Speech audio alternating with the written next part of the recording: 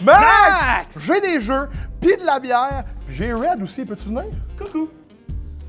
Ah, en fait, j'ai pas de Switch. Je pensais qu'on pourrait peut-être gamer à quelque chose d'un peu plus rétro. Mais j'en ai amené aussi. T'es-tu plus Genesis, Super Nintendo ou un petit Crash Team Racing, là? Come on! En fait, j'avais un plan, je pensais qu'on pourrait jouer au Vidéoway. Le Vidéoway, c'est quoi ça? T'es curieux, hein? Ben, ça tombe bien, parce que j'ai tout ça juste ici, dans ma disquette. Allez, je te montre ça. Ah, mais t'aurais pu me le dire, là, avant que je descende de Montréal avec toutes ces bébelles-là. Ah, excusez.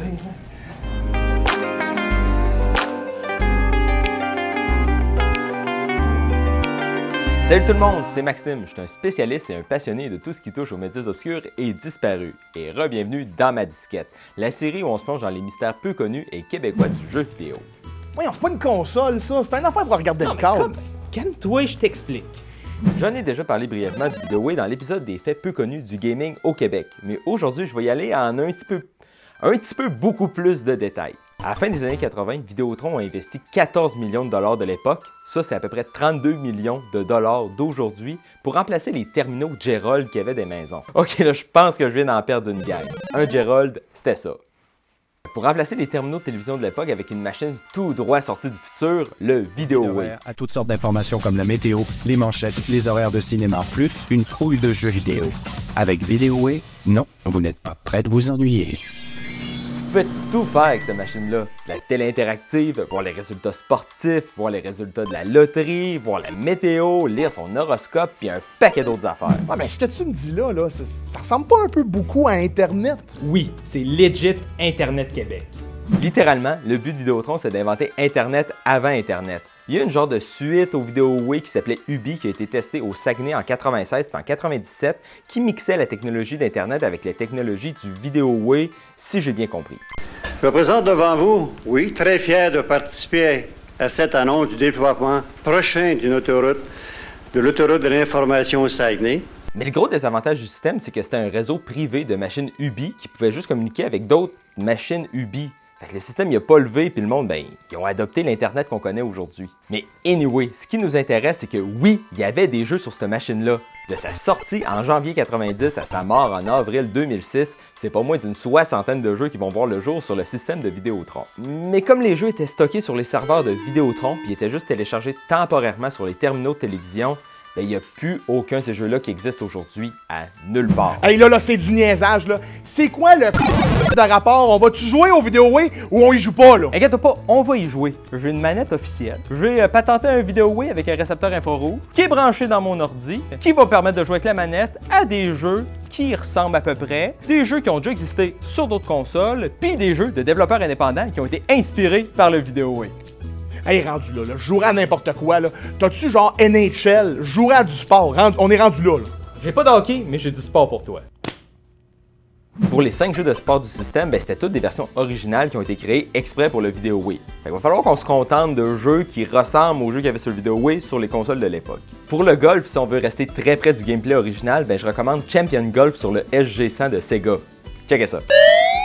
Mais si on veut quelque chose d'un peu plus accessible, là, Golf Mania sur Master System ou Golf au NES, ça fait très bien la job aussi. Pour les fléchettes, Bully Sporting Darts au Commodore 64 ou bien Magic Darts au vieux Nintendo ont une vibe qui font vraiment Vidéoway. Vous trouvez pas? Moi, je trouve que oui. Pour le tennis, les jeux Chris Evert, Ivan Lendl, Top Players, Tennis au NES. Hey, t'as le droit de regarder ta feuille, là, c'est pas facile à dire, là. Ouais, ok, merci. Puis Wimbledon au Master System sont vraiment les deux jeux qui ressemblent le plus à notre jeu original du Vidéoway. Du côté du Minipod, je suis quand même étonné, je pense que la version du Vidéoway, c'est le seul jeu avec les trous officiels du défi Minipod de RDS qu'on connaît tous, de l'histoire de tous les jeux de la vie. Le jeu le plus proche que j'ai pu trouver, ce serait Mini-Golf par Capcom au Commodore 64. Mais moi, je vous recommanderais Minipod en Flash. C'est un classique. Puis non, je ne l'ai pas oublié, le plus iconique des jeux de sport du Vidéoway, c'était le bowling. Puis étonnamment, c'est un des très rares jeux de petites quilles de l'histoire des jeux de quilles. Puis même si on peut pas choisir ses souliers, le meilleur jeu de quilles 8 bits, y a pas de doute, c'est Championship Bowling au NES. Puis checkez ça, c'est très très proche de la version du Vidéoway. Bon, Master, que ça marche, là, moi te le dire, là, je n'ai déjà plein mon casque du sport. Fait que y a-tu des jeux que je connais sur le Vidéoway? Oui, j'ai trouvé 12 jeux qui existaient ailleurs qui ont été portés sur le Vidéoway. Ben, portés, tu veux dire des portages légaux ou des portages genre bootleg faits dans le fond d'un sol? Oui, 100% légal. Genre, les développeurs du Vidéoway, ils ont été à Broadway rencontrer le monde de Sesame Street pour porter Forme Magique sur le Vidéoway. Malade! Puis parlant des développeurs, une chose qui n'est pas connue de tous, c'est que c'est pas Vidéotron qui développait la plupart des jeux du Vidéoway. En fait, la grande majorité des jeux ont été développés en collaboration avec l'Auto-Québec par leur équipe Câble au jeu. C'était entre autres une manière de se familiariser avec le système de Vidéotron qui se voulait être un genre d'Internet Québec qui aurait pu prendre la place de l'Internet qu'on a aujourd'hui. Fait que c'était très avantageux de savoir comment développer pour cette machine-là. Fait qu'on a 11 jeux d'arcade à présenter, on va y aller rondement. Pour Burger Time, la version arcade elle semble très proche de la version du Vidéoway. Puis le jeu Zipper, en fait, c'est une version adaptée du jeu Pepper 2, puis là aussi, je recommanderais la version arcade.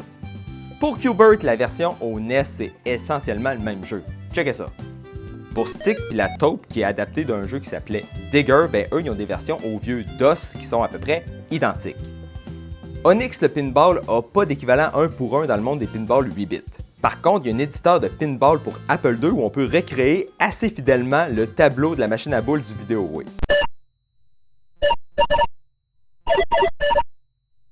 Puis si vous voulez pas passer des heures à recréer le tableau au Apple II, ben, je peux vous recommander fortement Pinball au NES ou Flipper au Sega SG-1000. Ils font bien la job. Mr. Chin, quant à lui, c'est un jeu du MSX développé par HAL Laboratory. Mais non, pas HAL, là. Pas ceux qui ont fait Kirby, toujours. Oui, exactement eux. Fait que c'est ça, vous pouvez jouer au même jeu sur le MSX. Razia a pas d'équivalent exact, mais ça joue exactement pareil que Load Runner au Apple II. Fubrick, ben c'est un Arkanoid, un casse-brique, là vous pouvez choisir la version que vous préférez. Moi je vais tricher un petit peu, je vais choisir Arkanoid au Super Nintendo. Je l'aime vraiment beaucoup. Puis techniquement, il y a un éditeur de tableaux, fait qu'on peut y recréer les tableaux du Vidéoway dedans. Puis Évasion, aïe aïe, ça a vraiment pas été facile à trouver. Dans le fond, c'est basé sur un jeu de blocs chinois qui s'appelle le Tao Slide Puzzle. J'en ai trouvé un sur MSX, mais il loadait pas. Puis les jeux sur MSX, ben c'est juste du code dans un fichier texte, essentiellement. Fait que je l'ai ouvert, puis j'ai codé en BASIC, comme si j'étais en 1988, pour réparer un vieux jeu de puzzle, de déplacement de blocs que tout le monde s'en fout un peu. Qu'est-ce que je ferais pas pour mes vidéos?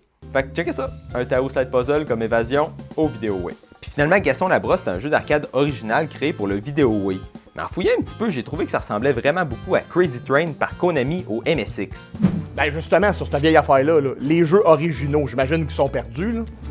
Pas tout à fait. Ouais, il y a un paquet de jeux qui n'existe plus à nulle part. Comme Plunk, qui était un jeu où est-ce qu'il fallait fouiller sur une grille sans se faire pogner. Ou Nucléaire, qui était un jeu d'arcade où est-ce qu'il fallait déplacer des murs pour réussir à attraper des trésors avec ton curseur qui se promenait automatiquement dans le tableau. Ou aussi Magéo, qui était un point and click éducatif, où je pourrais parler de tous les jeux éducatifs qui étaient sur le système, qui n'existent plus à nulle part, là, genre Crocomat ou Super Pendu.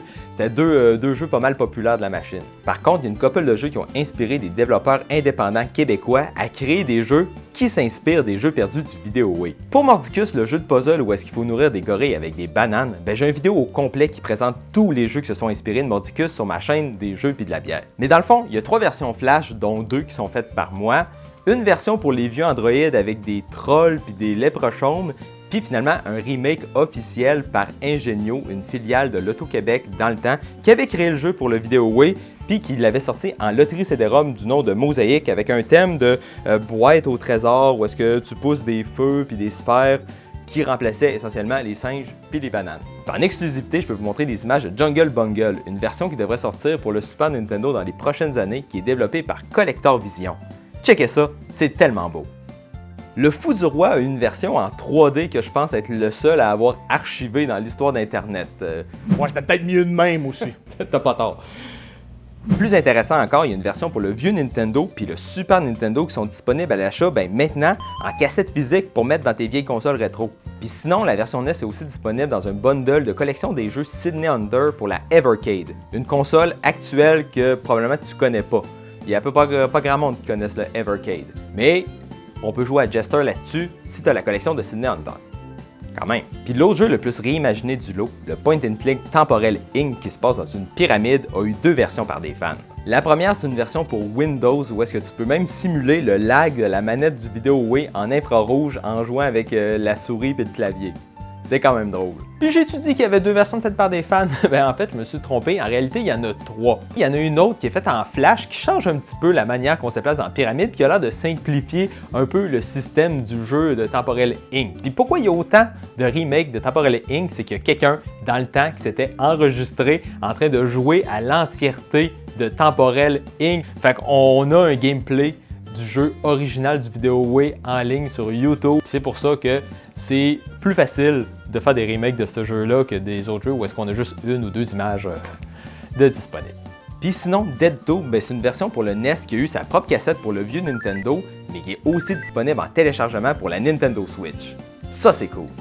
Puis finalement, le Pachinko multijoueur Bisbee a une version en développement pour le Super Nintendo depuis quand même un bout, par le studio Collector Vision, qui est le même studio que je viens de parler, qui a fait toutes les versions pour les vieilles consoles de Dead Doom, Jester, puis Jungle Bungle. Je vais montrer des images, mais vous pouvez pas y jouer encore à Bisbee.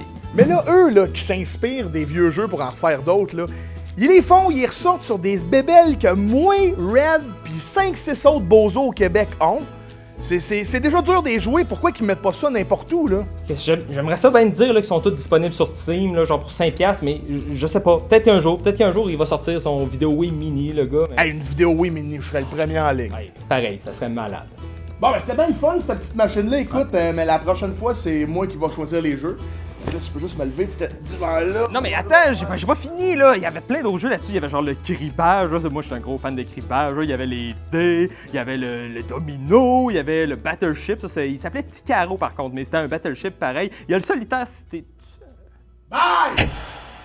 Ok, bye Max. Je vais aller faire ma conclusion. Fait que c'est comme ça qu'on peut revivre l'expérience du Videoway en 2024. Personnellement, je trouve ça tellement dommage et il y a autant de contenu, autant de jeux québécois qui soient disparus au fil du temps. Mais heureusement, il y a un paquet d'images et un paquet de vidéos qui nous permettent de revivre ce petit bijou du gaming au Québec. Puis on sait jamais, peut-être que mon vidéo va en inspirer une couple d'entre vous autres qui savent faire des jeux à créer vos propres jeux inspirés par les jeux perdus du Videoway. Ça serait vraiment cool. Vous me les enverrez, je serais vraiment content d'essayer ça. Mais sinon, on n'oublie pas que c'était Maxime pour le lobby. Je vous souhaite une excellente journée, puis on se retrouve très prochainement avec le prochain mystère que je vais découvrir dans ma disquette. Allez, à bientôt. C'est vraiment